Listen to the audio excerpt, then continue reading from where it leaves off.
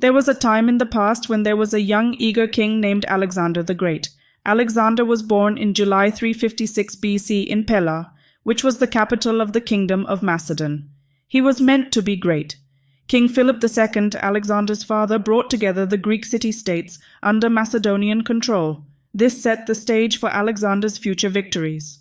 Alexander had a great education because he studied with the famous scientist Aristotle.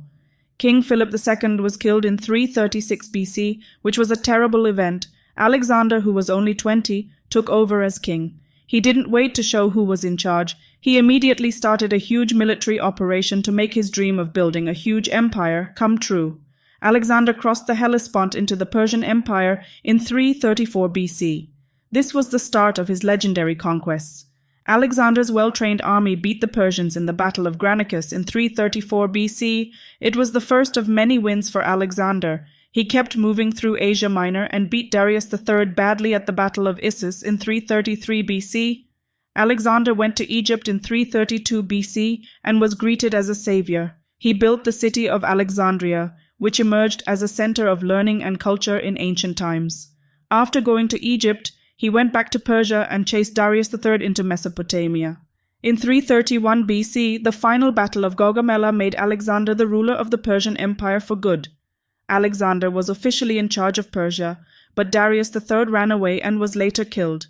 He took control of the Persian lands even more when he took over the cities of Babylon and Persepolis.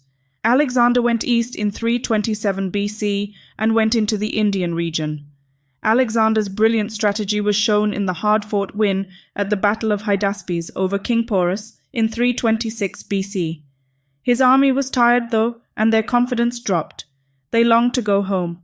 Alexander reluctantly agreed to go back, and in 323 BC he arrived in Babylon. Alexander's victories were cut short when he suddenly died in Babylon at the age of 32 from an unknown disease.